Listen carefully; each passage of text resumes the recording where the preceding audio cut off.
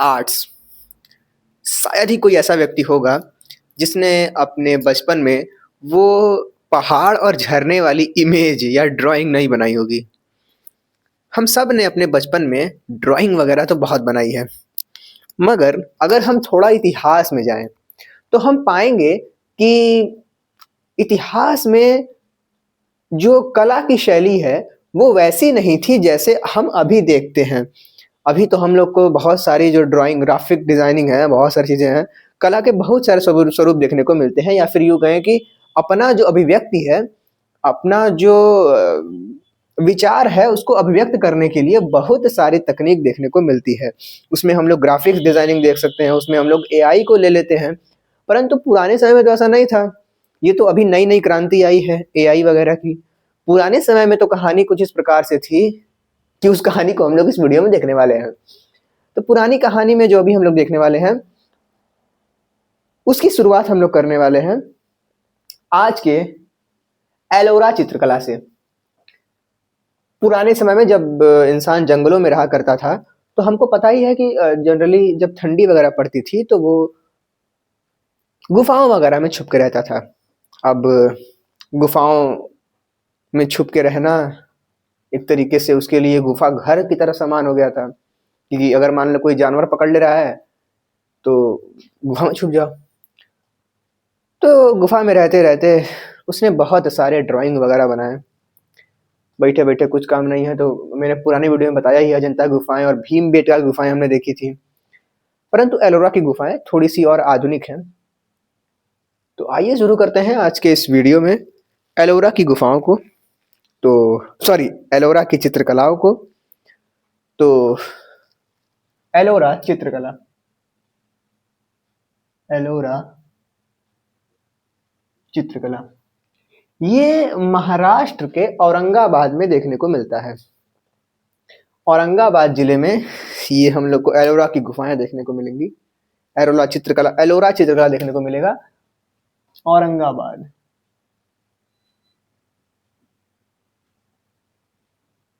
औरंगाबाद और सेम यहाँ पर भी वही कहानी है जो पिछले हमने देखा था। यहाँ पर भी हम लोग देखेंगे कि कितने गुफाएं वहां पर थीं, वहां पर किन किन धर्मों का वर्णन देखने को मिलता है। तो चलो देखते हैं कि वहां पर कितनी गुफाएं थी। गुफाओं की बात करें तो एलोरा की गुफाओं की संख्या थी 34 और 3 धर्मों को यह 34 समर्पित थी। एक तो था बुद्ध धर्म, एक तो था बुद्ध धर्म, एक तो था हिंदू और जैन। इस्लाम यहां पर नहीं था। बुद्ध, हिंदू, जैन। अब भैया 34 ठो गुफाएं हैं, हमको यह बता दिया गया है कि इन सब में हिंदू बुद्ध और जैन की जो धर्म के बारे में पता चलता है। तो जैन धर्म के बारे में कितनी गुफाएं पता चलता है? तो कुल 5 गुफाएं हैं जिनमें जैन धर्म के बारे में पता चलता है। बुद्ध धर्म की बात करें तो 12 गुफाएं हैं जो बुद्ध धर्म को समर्पित हैं। 12 गुफाएं, ठीक है, 12 लिख रहा हूं मैं केवल। हिंदू धर्म की बात करें तो 17 गुफाएं हैं, ठीक है, 17 गुफाएं हैं जो हिंदू धर्म को समर्पित हैं। थोड़ा सा और आगे बढ़े तो खनिज व वनस्पति रंगों का यहाँ पर प्रयोग होता है। ठंडी आज बहुत खतरनाक है दोस्तों। खनिज व वनस्पति रंगों का प्रयोग होता है इसमें। और हमको पता ही है कि जर्दी, अंडे का जर्दी वगैरह भीमबेटका में हम लोगों ने देखा था। उसके बाद हम लोगों ने देखा था कि जानवरों के खून से भी लोग रंग तैयार करते थे। तो ये सब कहानी थी। तो यहाँ पर भी वही है, वनस्पति रंग यानी कि पेड़ पौधों का जो रंग है, पुष्प जो है उनसे, और कोयला वगैरह हो गया, खनिज हो गया, है ना। प्रमुख चित्रों की बात करें तो बादल से गुजरते गरुड़ पक्षी का चित्र हम लोग देखते हैं। बादल से गुजरते गरुड़ पक्षी का चित्र हम लोग देखते हैं। हम लोग देखते हैं भगवान विष्णु के साथ देवी लक्ष्मी का चित्र, भगवान शिव के जुलूस का चित्र भी देखते हैं, और अर्धनारीश्वर का चित्र हम लोग देखते हैं।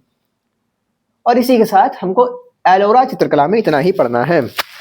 थोड़ा सा और आगे बढ़े तो हम लोग आएंगे आगे गुफा। जो कि गुफा है बाघ की गुफाओं की चित्रकला। बाघ की गुफाओं की चित्रकला।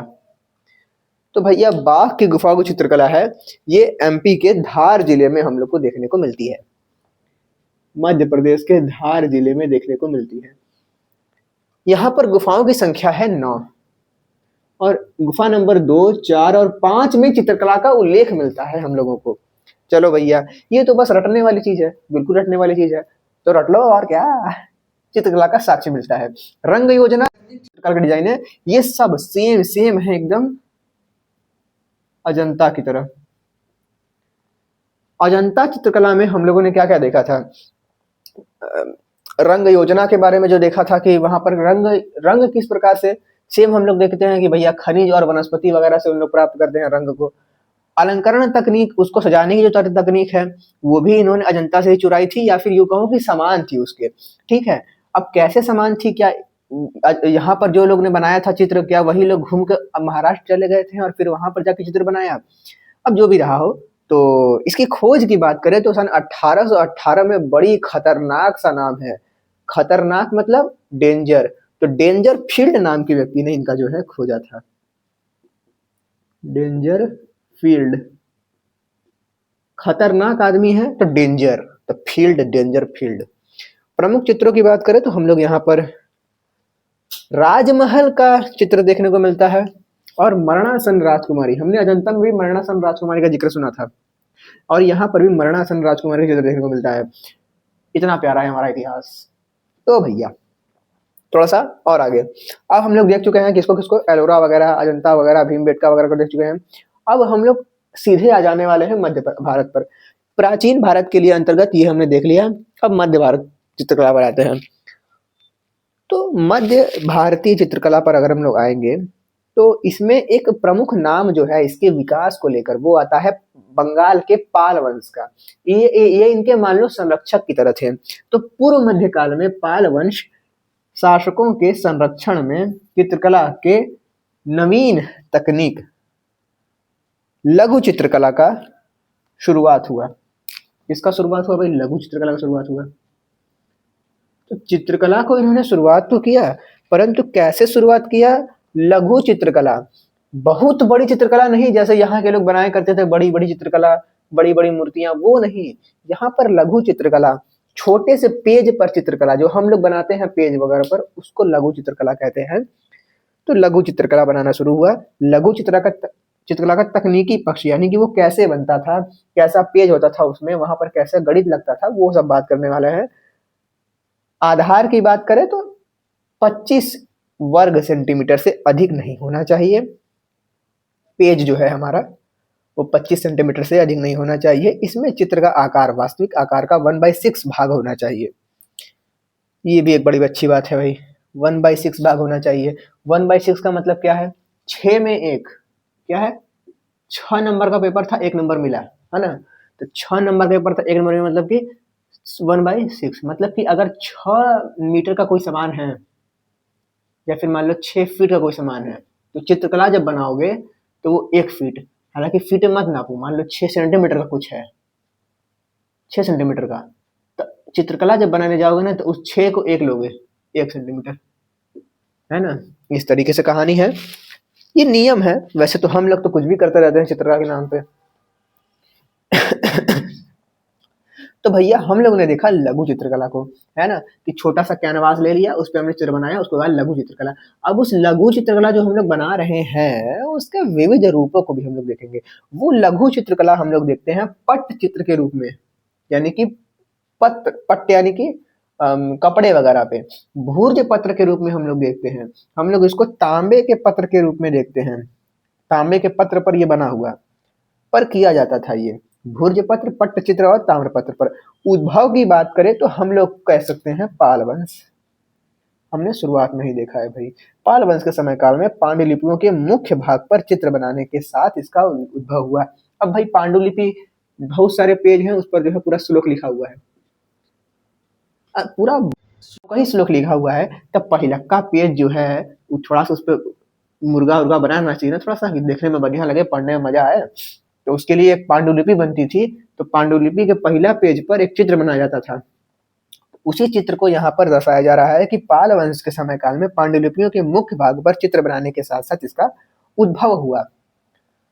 तो हमने निष्कर्ष क्या निकाला? हमने निष्कर्ष ये निकाला कि पाल वंश के जो लोग थे वो पांडुलिपियों के प्रथम भाग पर जो चित्र बनवाते थे उसी के साथ हम लोग देखते हैं लघु चित्रकला का उद्भव होता है।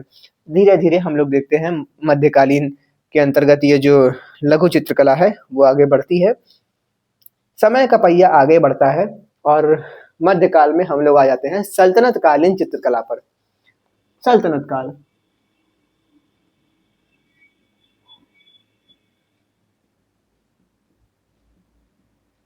सल्तनत कालीन चित्रकला घुस गया वही में पूरा।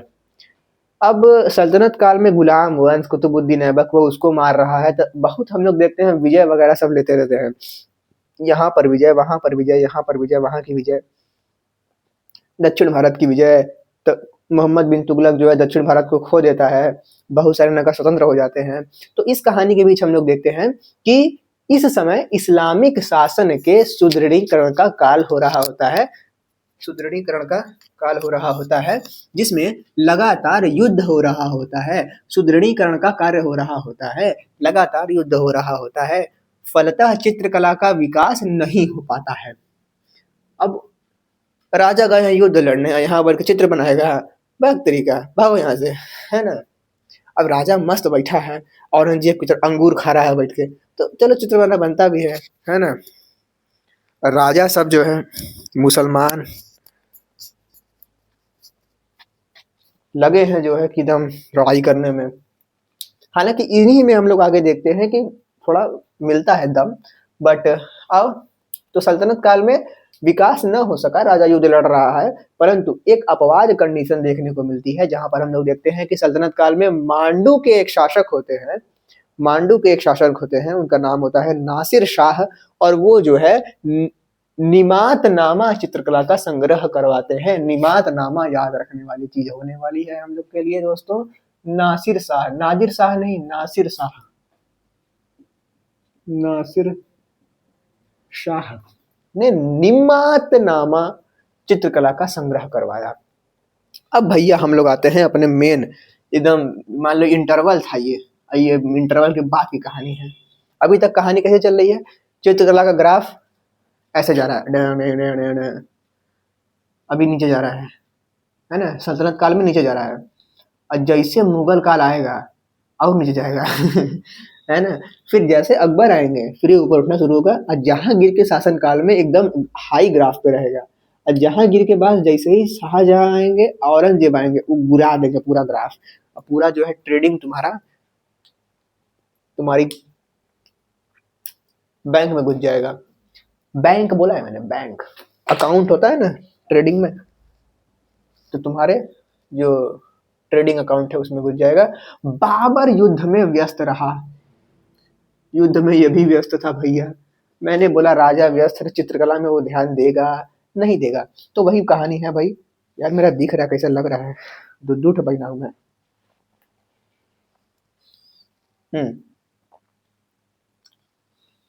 चित्रकला में विकास नहीं हो पाया। यहाँ पर हमने अपवाद किसको देखा? नासिर शाह को। अब बाबर आया, इसका शासन हुआ, तो इसमें भी एक अपवाद है जिसका नाम है बिहजाद। बिहजाद, बिहजाद है जो कि पूर्व का राफेल इसको कहा जाता है ना। पूर्व मतलब कि पूर्व, पूर्व मतलब कि पूर्व, ये ईस्ट, ईस्ट पूर्व, ठीक है। तो इसका उल्लेख हम लोग को मिलता है एक अपवाद के रूप में, मतलब ये चित्रकारी करता था मुगल बाबर के शासन काल में। तो ठीक है भाई, इसके बाद बात करें तो बाबर के बाद आता है हुमायूं। हुमायूं, हुमायूं जीवन भर लड़खड़ाता रहा, और लड़खड़ाते लड़खड़ाते इसकी मौत हो गई। ससुर का नाती मरते मरते भी लड़खड़ाता ही रहा सीढ़ियों पर। हम लोग देखते हैं कि एक पुस्तकालय में सीढ़ियों पर लड़खड़ाते हुए इसकी मौत होती है, और हम लोग की कहानी आगे बढ़े तो लड़खड़ाते लड़खड़ाते हम लोग देखते हैं कि ये जब शेर शाह सूरी से घूसा खाता है तो भागता है राजपूतों के पास। तो राजपूतों के पास भागता है। तो इसी समय इसकी मुलाकात जो है वो दो ईरानी चित्रकारों से होती है। यहाँ पर मैं जगह हटा दूं थोड़ा सा, है ना। एक तो है अब्दुस, है ना, अब्दुस समद और मीर सैयद अली। अब्दुल नहीं, अब्दुस, अब्दुस समद और मीर सैयद अली, इन दो चित्रकारों से इनका मुलाकात होता है। तब कहता है कि और बताओ चित्रकारों कैसे हो। तो चित्रकार लोग के साथ हाल चाल होता है। अब फिर जब चित्रकार मतलब 1555 में जब शेर शाह सूरी वंश को हरा के शासन पे आता है, तो अपने साथ साथ दो चित्रकार लोग को भी अपने दरबार में ला लेता है। तो उससे होता क्या है भाई कि इन्हीं दो चित्रकारों के द्वारा मुगल चित्रकला की नींव रखी जाती है, ऐसा कहा जाता है, ऐसा लिखा है भैया, मतलब ठीक है। जैमिनाई पर मैंने देखा मुगल चित्रकला की नींव रखी गई। अब भैया हुमायूं तो मर गया, आया अकबर। अकबर के शासनकाल में बहुत कुछ हुआ। अकबर ने कारखाना बनवाया। कारखाना मतलब चित्रकला विभाग। तो हम लोग देखते हैं कि अकबर के शासनकाल में चित्रकला का विकास हुआ, चित्रकला विभाग बनवाया गया जिसको कारखाना कहा जाता है, ठीक है। कुल इनके चित्रकारों की बात करें तो 15 गो चित्रकार थे। 15 गो चित्रकार थे और मतलब 13 गो हिंदू थे, 2 गो मुस्लिम थे, है ना, 2 गो मुस्लिम। मतलब चित्रकारी का असली काम हिंदू लोग कर पाए, बताओ। हालांकि मैं हिंदू मुस्लिम नहीं कर रहा हूँ, मतलब थोड़ा समझो बात को, उस समय के हिंदू लोग कर पाए। आज का हिंदू तो मोदी मोदी कर रहा है। खैर आगे बढ़े, नहीं तो कॉपीराइट आ जाएगा। इस समय काल में अग्रणी चित्रकार के रूप में हम लोग दशवंत को देखते हैं और श्रेष्ठ चित्रकार के रूप में बासावन को देखते हैं। अब अग्रणी और श्रेष्ठ क्या है, मान लो तुमसे कोई कह रहा है कि क्रिकेट में 2 लोगों के नाम, एक लोग का नाम बताओ जो कि श्रेष्ठ है। तुम बोलोगे विराट कोहली, तुम बोलोगे फिर नहीं विराट कोहली नहीं, रोहित शर्मा है। कोई कहेगा विराट कोहली, कोई कहेगा रोहित शर्मा है। तो कहानी कहीं नहीं जाएगी, हम लोग जाएंगे कहाँ पे, हम लोग जाएंगे डैशबोर्ड पे। और जो सबसे अच्छा खेलकूद किया रहेगा उसी को हम लोग क्या कहेंगे, उसी को हम लोग कह देंगे अग्रणी। तो अग्रणी थे दशवंत, परंतु फेमस कौन था, श्रेष्ठ कौन था, बसावन था। आगे बढ़े भैया तो बसावन दशवंत जो है, दशवंत की जो रचनाएं हैं, कृतियां जो हैं, वो यहाँ पर लिखी हुई हैं। तो कृतियों का नाम था रज्मनामा और खानदाने तैमुरिया, खानदाने तैमुरिया और रज्मनामा खानदाने तैमुरिया। नमो खतरनाक है। चित्रकला चित्रकार मीर सैयद अली, ये जो हई है इसी को यहाँ पर लिख रहा हूँ, इसने भी हजमनामा, यहाँ पर रज्मनामा, यहाँ पर हजमनामा। मुझे तमिलों का याद आ रहा है वो पिक्चर का, वो जो एक रजनीकांत रहता है, बोलूंगा नहीं, थोड़ा गंदा लगेगा बोलने में। हजमनामा चित्रकला का संग्रह होता है। अगली बात करें तो एक लड़का रहता है जहांगीर, जगह बचपन का नाम सलीम रहता है। शासन में कब आता है, एक मरने के बाद आता है। अकबर का शासन कब खत्म होता है, 1605 ईस्वी में। जहांगीर चित्रकला में बहुत रुचि रखता है, दारू भी खूब पीता है, हम लोग को पता है ना। और नचनिया को बुला के लाता है नूरजहां। तो नूरजहां से नफरत करता था ये जहांगीर जो है, जहांगीर नहीं रे भाई, जो शाहजहां है ना, सासू माँ से नफरत, अरे मम्मी जी से नफरत करता था। तो भैया ये सब कहानी है। जहांगीर चित्रकला में रुचि लेते थे, अतः इस शासन में मुगल चित्रकला अपने शीर्ष पर रहा। मैंने बोला था ना कि ग्राफ नीचे जाएगा और फिर जहांगीर के आते ही ग्राफ सबसे ऊपर जाएगा, और फिर ग्राफ जो नीचे गिरेगा कि फिर नीचे ही गिरता रहेगा। तो भैया हम लोग देखते हैं कि इन्होंने के नेतृत्व में आगरा में चित्रकला विभाग की स्थापना करवाई। इन्होंने आगरा में चित्रकला विभाग की स्थापना करवाई अकारिजा के नेतृत्व में।